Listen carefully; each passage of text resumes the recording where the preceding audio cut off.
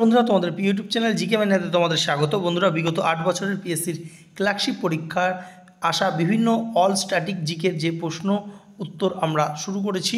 তো আজকে তার পার্ট 2, যেখানে আমরা স্ট্যাটিক জিকেতে থেকে প্রশ্ন পিএসসির ক্লার্কশিপের বিভিন্ন ইয়ারে যে প্রশ্ন এসছে এবং তার সঙ্গে এক্সট্রা ইনফরমেশন তোমাদের সামনে তুলে ধরবো, যাতে তোমরা আগত পিএসসির ক্লার্কশিপে এখান থেকে প্রশ্ন কমন পাও। দেখো, আজকে দেখবো প্রথম হচ্ছে ক্লার্কশিপ কোশ্চেন পেপার 2009 যে শিফট 1-এর প্রশ্ন এসেছিল স্ট্যাটিক জিকে থেকে। এটা স্ট্যাটিক জিকে কাম তোমরা পলিটিও বলতে পারো। তো দিয়েছিল দ্য এক্স অফিসিও চেয়ারম্যান রাজ্যসভার কে। তো তোমরা জানো এটা ভাইস প্রেসিডেন্ট বা উপরাষ্ট্রপতি পদাধিকার বলে কিন্তু হয়ে থাকেন। এবং এটা যদি বলে কত নম্বর আর্টিকেল, এটা দুটো আর্টিকেল আছে, একটা হচ্ছে 64 আর একটা আছে 89-এর 1। এই দুটো আর্টিকেল অনুযায়ী যে যিনি ভাইস প্রেসিডেন্ট থাকবে তিনিই কিন্তু রাজ্যসভার এক্স অফিসিও চেয়ারম্যান হয়ে থাকেন। বর্তমানে ভাইস প্রেসিডেন্ট রয়েছেন জগদীপ ধনখড়। নেক্সট আমরা দেখে নেব যে ক্লার্কশিপ কোশ্চেন পেপার 2009-এর শিফট 2 থেকে যে প্রশ্নটা এসেছিল যে গ্রিন বেঞ্চের মানে কি। তো গ্রিন বেঞ্চ কি?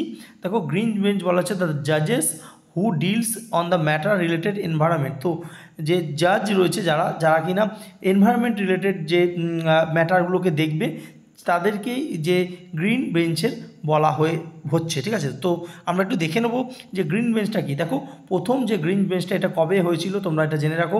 1996 সালে প্রথম যে গ্রিন বেঞ্চটা, এটা সুপ্রিম কোর্টের অর্ডার অনুযায়ী কলকাতা হাইকোর্টের কিন্তু বলা হয়েছিল এই গ্রিন বেঞ্চ তৈরি করার জন্য। ঠিক আছে, তো এবং এই গ্রিন বেঞ্চ অনুযায়ী এই যে প্রশ্নটা, এই প্রশ্নটা কিন্তু যে পিএসসির বহুবার এসছে যে ন্যাশনাল গ্রিন ট্রাইব্যুনাল এনজিটি এটা কবে স্টাবলিশড হয়।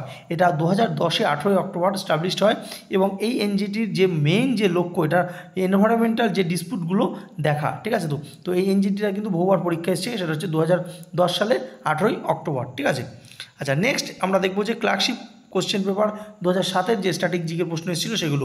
দেখো, প্রথম যেটা বলছে যে আপরাইজিং ডে। তো তিবেতরা এই যে আপরাইজিং ডে কবে পালন করে।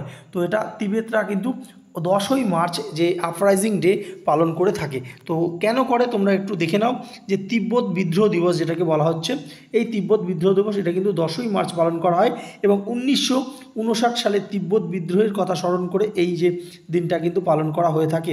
এটা 10ই মার্চ বলছে, আর 12ই মার্চ বলছে নারী দিবস, মানে অর্থাৎ তাদের যে তিব্বতের নারী দিবস হিসেবে পালন করা হচ্ছে। কারণ সেখানে হাজার হাজার যে নারী তিব্বতে গণপ্রজাতন্ত্রী চীনের উপস্থিতির বিরুদ্ধে জড়িত ছিল। তোমরা জানো যে চীন কিন্তু ইলিগালভাবে যে তিব্বতকে ক্যাপচার করে রেখেছে। তো সেই জন্য কিন্তু সেখানে সে বিদ্রোহ হয়েছিল এবং সেই দিনটা অর্থাৎ 10ই মার্চটাকে কিন্তু পালন করা হয় তিব্বতের কি বিদ্রোহ দিবস। এবং এর পরেই কিন্তু তোমরা জানো যে দলাই লামা তিনি কিন্তু যে একজন চীনা সৈনিকের ছদ্মবেশে ভারতবর্ষে প্রবেশ করেছিলেন। ঠিক আছে, এবং এখান থেকেও কিন্তু দলাই লামা থেকেও তোমরা দেখেছো যে আগের শিফটে কিন্তু প্রশ্ন এসেছিল। তো দলাই লামা যদি বলে কোথায় তিনি বসবাস করেন, তিনি কিন্তু সেটা কোথায় রয়েছেন, সেটা হচ্ছে হিমাচল প্রদেশে। ঠিক আছে, তো এটাও কিন্তু প্রশ্ন এসেছে। নেক্সট আমরা দেখব, এটা তখনকার একটা প্রশ্ন এসেছিল যে বাংলা ব্যান্ড যেটাকে আরবান ফক হিসেবে খুবই নাম করেছিল সেই সময় আমাদের সারা ওয়েস্ট বেঙ্গল জুড়ে, শুধু ওয়েস্ট বেঙ্গল না বিদেশেও কিন্তু করেছিল, সেটা হচ্ছে ভূমি ব্যান্ড। তোমরা জানো বারান্দায় রোদ্দুর যে বিখ্যাত গান, সেইটা কিন্তু চারিদিকে ছড়িয়ে পড়েছিল এবং তারা খুব অল্প সময় কিন্তু নাম করে ফেলেছিল এবং বিদেশেও ইউএসএ থেকে শুরু করে বিভিন্ন দেশে কিন্তু তারা তাদের যে প্রোগ্রাম চালিয়ে গিয়েছিল। তার জন্যই একটা ইম্পর্টেন্ট হিসেবে প্রশ্নটা এসেছিল। নেক্সট গ্রিন পার্ক স্টেডিয়াম থেকে প্রশ্ন তোমরা জানো, সেটা হচ্ছে কানপুরে রয়েছে গ্রিন পার্ক স্টেডিয়াম। এই স্টেডিয়াম রিলেটেড আমরা কিন্তু একটা ভিডিও অলরেডি বানিয়ে দিয়েছি। যদি তোমরা সেই ভিডিওটা দেখো, সেখান থেকে স্টেডিয়াম থেকে যাই প্রশ্ন আসে না কেন তোমরা কিন্তু পেয়ে যাবে। ঠিক আছে, নেক্সট দেখতে পাচ্ছ যে কোচবিহার ট্রফি কিসের সঙ্গে যুক্ত। এটা হচ্ছে ক্রিকেট। দেখো, এই কোচবিহার ট্রফিটা কি? এই কোচবিহার ট্রফিটা হচ্ছে আন্ডার 19 একটি ক্রিকেট টুর্নামেন্ট, যেটা 4 দিনে হয়। এবং কোচবিহারের যিনি রাজা ছিলেন তিনি এই ট্রফিটা কিন্তু দিয়েছিলেন, অর্থাৎ তিনি এই ট্রফিটা ডোনেট করেছিলেন। তার জন্য সেই নামটা কিন্তু কোচবিহার ট্রফি। এবং এই যে কোচবিহার ট্রফি, এই খেলাটা কিন্তু বিসিসিআই দ্বারা পরিচালনা করা হয়। নেক্সট আমরা দেখব যে 2006-এ যে ক্লার্কশিপ পরীক্ষায় প্রশ্ন এসেছিল স্ট্র্যাটেজি থেকে, সেগুলো দেখো কী বলছে যে উইম্বলডন এটা কোন জায়গার যে লন টেনিস হয়, এটা কোথায় হয়? এটা হচ্ছে লন্ডনে হয়। ঠিক আছে, তো এবং এখান থেকে তোমরা জেনে রাখো যে এখানে যদি বলে দেয় যে টেনিস, তোমরা জানো যে টেনিস যে লন টেনিস যে হয় সবথেকে পুরনো, যদি বলে যে কোন যে কাপ, সেটা হচ্ছে উইম্বলডন কাপ কিন্তু সবথেকে পুরনো, ঠিক আছে। এবং এই বছর অর্থাৎ 2024 যে মেন্সদের সিঙ্গেলস কে জিতেছে এবং উমেন্সদের সিঙ্গেলস কে জিতেছে জেনে রাখো।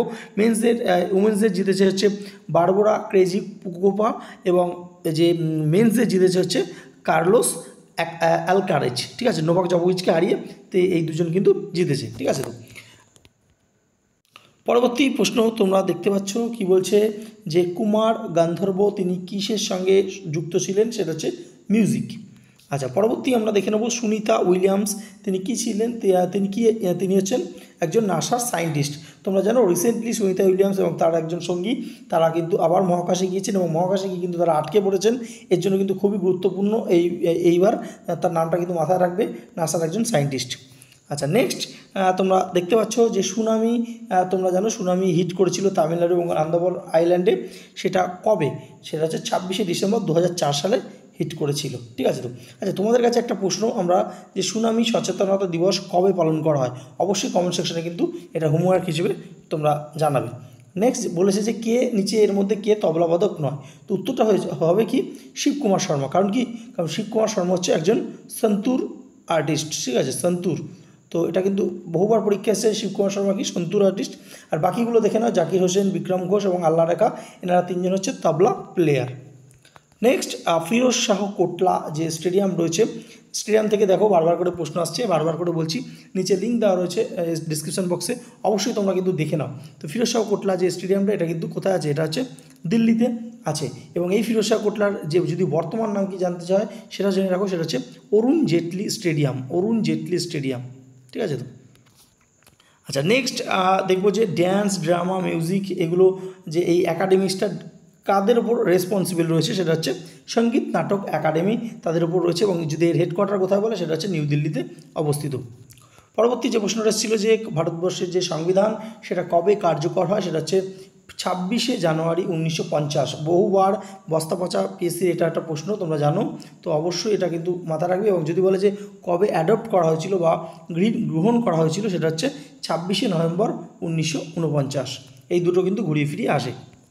নেক্সট যেটা এসছিল যে কি বলছে প্রথম বাংলাদেশি সিটিজেন হিসেবে নোবেল পুরস্কার 2006 কে পেয়েছিলেন, সেটা হচ্ছে মোহাম্মদ ইউনিস।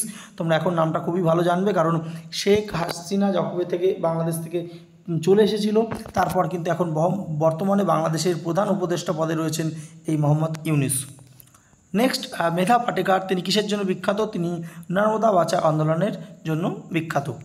নেক্সট যে তোমরা জানো অলিম্পিকের যে তিনটে ওয়ার্ডস রয়েছে বা মোটো বলা হয়, যেটা হচ্ছে সাইটাস, অল্টিয়াস, ফর্টিয়াস, এগুলো তিনটের মানে কি, সেটা হচ্ছে ফাস্টার, হাইয়ার অ্যান্ড স্ট্রঙ্গার। আচ্ছা, তোমরা জানো যে অলিম্পিক কিন্তু এই বছর হয়ে গেল এবং পরের যে অলিম্পিক 2028 হবে সেটা লস অ্যাঞ্জেলেসে হবে। আচ্ছা, এখানে তোমাদেরকে ম্যাচিং করতে দিয়েছে। তো দেখো বিশ্বনাথন আনন্দ, তোমরা জানো কি তিনি একজন চেস প্লেয়ার, ঠিক আছে। তো আর ইয়াসিন মার্চেন্ট ইনি একজন ক্রিকেটার। আচ্ছা, নেক্সট দেখতে পাচ্ছি সানিয়া মির্জা, আমরা প্রত্যেকে জানি তিনি একজন টেনিস প্লেয়ার। আর বিজয় মার্চেন্ট তিনি একজন স্নুকার প্লেয়ার। এটা কিন্তু করতে দিয়েছে চার্টের মাধ্যমে। নেক্সট দেখতে পাচ্ছ সেজ, তো সেজের পুরো কথা কি, সেটা হচ্ছে স্পেশাল ইকোনমিক জোন। তো যদি বলে ভারতবর্ষের প্রথম স্পেশাল ইকোনমিক জোন কোনটা, সেটা হচ্ছে কান্ডলা ফোর্ট, গুজরাটে রয়েছে অবস্থিত। তোমরা জানো কান্ডলা, তো কান্ডলা ফোর্ট এটা কিন্তু পোর্ট, কান্ডলা পোর্ট, এটা হচ্ছে সবথেকে যে প্রথম স্পেশাল ইকোনমিক জোন ভারতবর্ষের। আচ্ছা, নেক্সট ডাবল ফল্ট, এই কথাটা কোন গেমের সঙ্গে যুক্ত, এটা হচ্ছে লন টেনিসের সঙ্গে যুক্ত। দেখো কোনো একজন প্লেয়ার, তোমরা জানো যে লন টেনিস ধরো দুটো প্লেয়ারের মধ্যে খেলা হচ্ছে, কোনো একটা প্লেয়ার যদি পরপর দুবার যে সার্ভ করার সময় যে ফল্ট করে, অর্থাৎ যদি ভুল করে, তো তাহলে কিন্তু তার যে পয়েন্টটা অপরজনকে দিয়ে দেওয়া হয়, এটাকে বলা হচ্ছে ডাবল ফল্ট। এটা লন টেনিসের সঙ্গে যুক্ত। নেক্সট যে প্রশ্নটা এসেছিল যে the director, Netaji the forgotten hero, এই মুভিটার ডিরেক্টরকে, এটা তখনের শ্যাম বেনেগাল ছিল। তো উত্তরটা জেনে রাখো। নেক্সট যে প্রশ্নটা যে পথের দাবি, এটা কে লেখা, এটা তোমরা বাংলা এবং বাঙালি থেকে জানো, এরকম টাইপের প্রশ্ন পিএসসি করে থাকে, সেটা হচ্ছে শরৎচন্দ্র চট্টোপাধ্যায়। এবং এই পথের দাবির মাধ্যমে কিন্তু তিনি যে ব্রিটিশদের কিন্তু আমাদের দেশ থেকে যে তাড়ানোর জন্য বিভিন্ন বিপ্লবী আন্দোলন হচ্ছিল, সেইখানে সেই যে পটভূমিতে তিনি কিন্তু এই যে লেখাটা পথের দাবি, ঠিক আছে। তো আজকের মতো এতটাই, আবার আগামীকাল নতুন একটা সিরিজ নিয়ে আসবো পিএসসির ক্লার্কশিপের প্রিভিয়াস ইয়ারের। অবশ্যই তোমরা যারা নতুন চ্যানেলটা সাবস্ক্রাইব করো এবং তোমাদের দাদা দিদি বন্ধুবান্ধব যারা পরীক্ষাটা দেবে তাদেরকে শেয়ার করে দাও। ধন্যবাদ।